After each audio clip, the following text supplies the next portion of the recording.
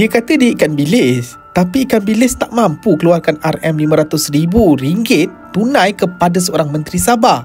Ikan bilis tak ada RM350,000 lagi untuk 2 bekas adun. Dan ikan bilis pasti tak ada berjuta-juta ringgit tunai hitam yang sentiasa ready dalam beg. Ini bukan ikan bilis sebenarnya. Ini jerung kecil yang ditaja jerung besar. Dari mana duit tu? Kita lihat pola duitnya pula. RM500,000 sekaligus, RM350,000 lagi, beberapa kali lagi RM100,000. Semua tunai, tiada invoice, tiada akaun syarikat. Orang biasa dah move list, tapi Albert Tai masih bergerak, masih ada duit, masih mampu bayar peguam, masih mampu bayar operasi media, masih mampu terbang ke mana-mana. Soalan paling mudah yang tak pernah dia jawab, wang itu dari mana, Tai? Seorang ahli perniagaan biasa yang sedang disiasat SPRM tiba-tiba boleh jumpa Tun Dr. Mahathir secara peribadi, serah dosia 340 muka surat. Lepas tu gambar dia naik di media sosial pro Mahathir. Di Malaysia, pintu Mahathir bukan pintu pasar malam. Kalau dia boleh masuk, bermakna ada orang yang buka pintu itu untuk dia. Dan pintu tu tak pernah dibuka percuma. Dalam masa kurang 24 jam selepas video Tai keluar, 3 pihak paling laju angkat dia adalah PAS, Perikatan Nasional, saluran komunikasi pro Mahathir. Mereka ulang siar video dia, jadikan dia poster boy korupsi Sabah, guna dia sebagai peluru menjelang PRN Sabah. Soal terus terang, siapa paling untung kalau Sabah kacau? Bukan JRS, bukan Kerajaan Persekutuan.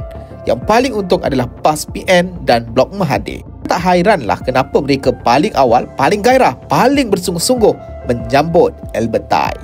Kalau Tai boleh belanja ratusan ribu untuk menteri dan adun, adakah mustahil dia juga belanja untuk operasi media sosial, himpunan dan logistik, pasukan peguam, influencer dan portal yang sebarkan naratif dia? Lihat fakta ni di depan mata kita. Dia berdiri atas pentas bersama pemimpin PAS dan PN. Cerita dia 100% selari dengan serangan pembangkang ke atas kerajaan Sabah. Tiada satu pun pihak kerajaan yang dapat simpati dia, hanya pembangkang sahaja.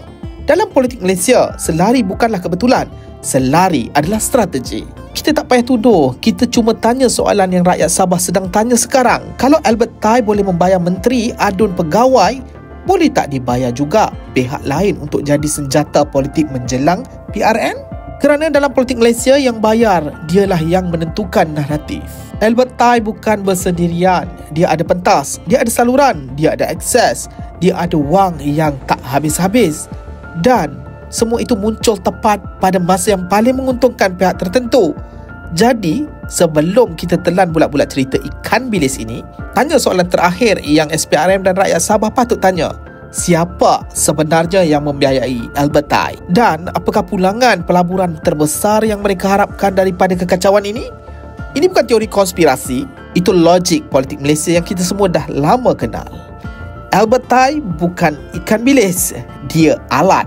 Dan kita patut tanya, siapa yang pegang tali?